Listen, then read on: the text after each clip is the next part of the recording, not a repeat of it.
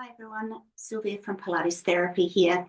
Today's short video is just a snippet of a few back strengthening exercises. Joseph Pilates believed that your spine indicates how old you are, so you're only as old as your spinal column. So you can be a 30-year-old who is stiff and sore and hardly moves, and you walk around like a very old person, or you can be very old and have a more active and robust spine, and so then you're going to be more active because obviously it's the almost foundation, like we talk about our core. So in a lot of his exercises, you'll see that you need to move in all the different directions to be flexible and strong. So we talk about the flex, which is forward, the extension, which is back, then the side bends, trying to get to the side, and then the rotation. So you need to work in all of those different planes to be able to maintain this flexibility, mobility, be able to build up our strength, to be able to be balanced and all those sorts of things. I do also know that some people, when they have lower back pain and issues like that, that there is maybe a direction that they do not want to or will not move. But I encourage you that if you can move, like your spine has not been fused, then you should be trying to get a little bit of mobility through that direction that you don't like, because that will help you to gain those other things, your flexibility, mobility, strength, and balance.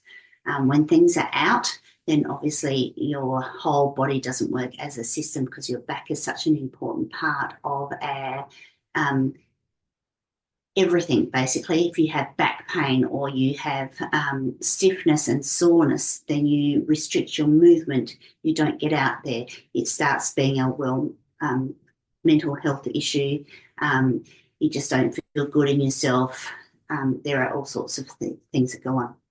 So this, we are going to be moving to start off with in all the different ways, and then we're going to do a couple of things that are done on our stomach. So we are working all those muscles along the back of the spine.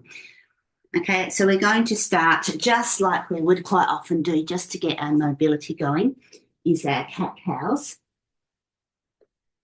So when you are doing anything on all fours, it's really important to make sure that our hips and knees are in line. Okay, so about hip width apart, hands are shoulder width apart, and our hands are under our shoulders and our knees are under our hips. And we are trying to go for that straight, flat back. So you can sort of see, if I look in the camera, I can actually see if my back is nice and straight. Okay, if I lean out, it's too far. If I come back in, you can see that that sort of doesn't work. There's a bit of a lean in your legs. Okay, so we're looking for that nice flat back. And then you start just doing those cat-cows. So look up at your belly button, push the weight away, arch your back. And then bring your eye gaze along the floor, up the wall, and arch that back. So you can see that my t-shirt sort of does that little tuck. And then swap, coming back up again, pushing that back up as far as you can, so you can see that it's just coming up. Push the weight into the ground. Look at your belly button as much as you can. And then swap. So just do that a few times. Fast or slow. Whenever you're doing these sorts of things, you just move in whatever space you can. Now, you can see I'm moving my back. Okay, you can see that t-shirt stretching over my back and then coming in and creasing. And that's what we're looking for, that flex and extension. That's two of our directions. And then we're going to go into a side bend. Okay, so just looking over my shoulder, you can see t-shirt is just bending. And then as I'm going the other way, it's stretching. So it's a stretch and contract, side to side.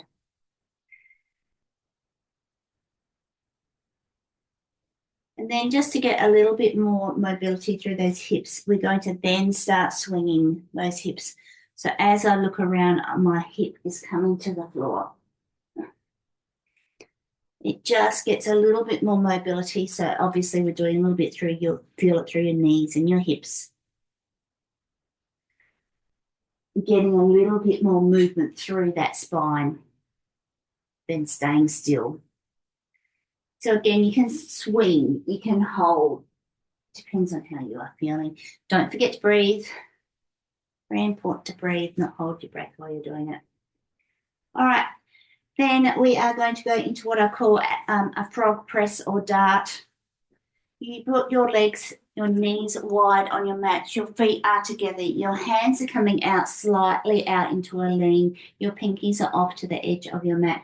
Bring your weight back as far as you can. Your back remains nice and straight and still. And then our head becomes a dart. We come as far forward over your wrists and backwards and forwards. And yes, this is not going to be back mobility. This is getting into those hips and your shoulders and your wrists, okay, and your knees. So we're just doing a little bit of joint work. Everything is connected. We need to get everything nice and loose. So again, fast or slow, coming back up. All right. Last but not least, just a little bit of rotation. So we're going to go into our thread the needles. So we're back onto our hands and knees. We are coming down. You're bringing your shoulder as far down to the ground as possible. Feel like I'm stretching and pulling that arm. And then bring the arm up to the sky, as far up as you can. You can see I'm moving through my knees, through my hips. So you're getting as much range as possible. So you're twisting. Okay, we twist through, we twist up. Do 2 or 3 on each side. And come up. And down. And up. All right. Then we are going to slide all the way down onto our stomach. Okay, so we're coming down. Our hands, my hands are coming out in front and just off to the side from my shoulders. Keep on looking at the ground. You push your weight into your forearms and lift your head and chest off and bring it down. You can see I'm not moving my head. My head and my back move in one line. I like exhaling as I go up. I find that I get more range when I'm doing that, and I'm holding it up. You can again see that my t-shirt is crinkling as I'm going up, so I'm going into that extension. Now with these sphinxes, and then I'm going to go into a cobra, the range is really one of those things that how high and how many times is going to be dependent on how many times you do this, how flexible you are. So you keep these sorts of things within your range and what your body is going to be doing.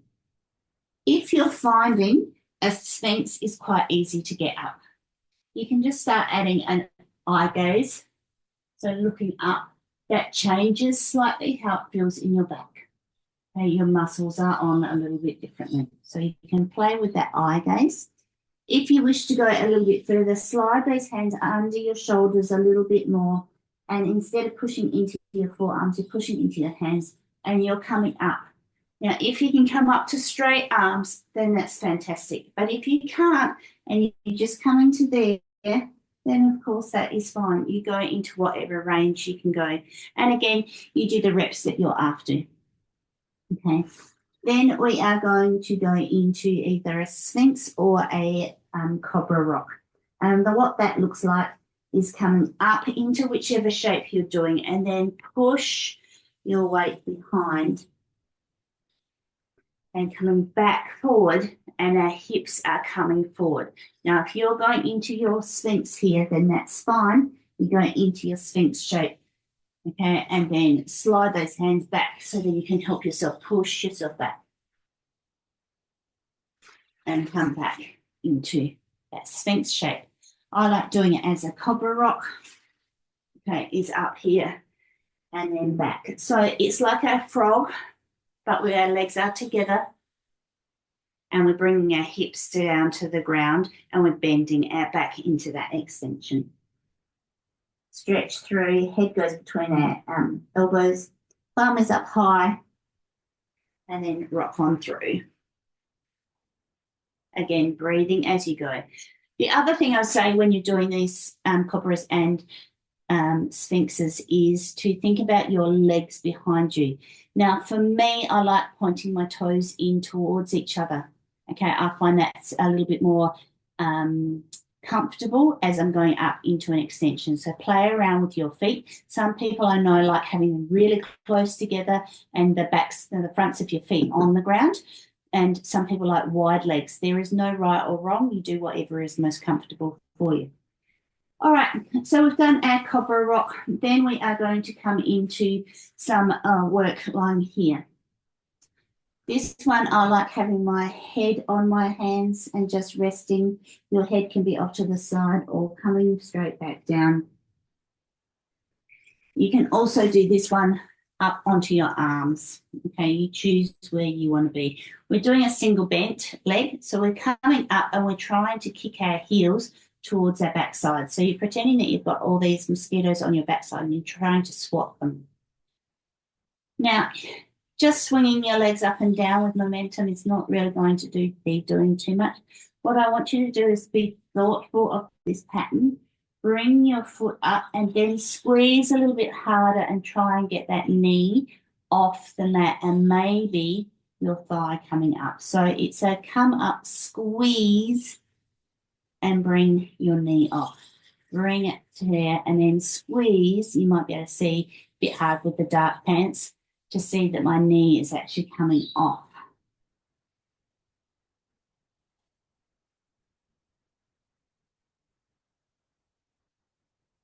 Okay. So I'm going to finish up there. All right. Then I'm going to calm down. I'm going to have my palms on top of each other. Got my right hand on top of my left hand. My forehead is going on my right hand. We're going to lift our head and chest with that right hand attached to the forehead. And then we salute, bring it back to our forehead and bring it back down. Swap hands. So now it's my left hand is coming up with my forehead. I salute. I come back down, swap hands. So you're lifting up your head and chest up to wherever it gets to. Bring that arm out like you're saluting and bring it back down. Swap hands up, out, back, and down. Again, as many reps as you want. I would start off with 2 or 3 if you haven't done back work before, and then lead up to about 10 to 15, depending on how you are feeling. All right. So we're going to go back to some legs. Okay, again, you can rest your head. Okay, we are going to pretend that our legs are still poles. We do not have any kneecaps in our legs. We are going to lift one leg up at a time and bring it back down. Lift the other leg up. So you're moving from your hip, not my knee. I'm not swinging my knee, okay? My leg is locked and I'm lifting up and trying to get as much of my upper leg lifted as possible. You're trying to go slowly. You're holding, if you can, lift and hold. And down again, that breath work. And again, for this one, I would start with 2 or 3 reps on each side and come down. Once you've been working on that for a little while, you can do the double lift and back down. Same thing, slow lift, hold, bring it back down. And last one. Last exercise, we are going to bring our hands straight out in front of us. Our thumbs are up, so we're turning into thumbs. Your head is going to rest on the mat or lift it up slowly, or you can start lifting up your head and chest at the same time as your arms. But for most people, you want to start with just having your head down. So it's a lift up, down, up, down. So it's the same movement as what you're just doing with your legs. We start with that 2 or 3, but build it up to 10. Then you bring your arms out into a wide stance, so a Y. Same thing, head can stay down. We lift and lower. You might find that you can come up, but start with just your arms. Then we go out to a T, lift and lower.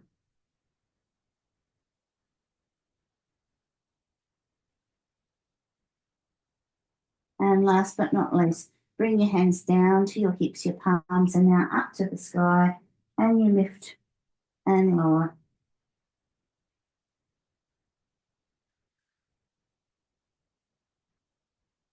Okay. Bring that in.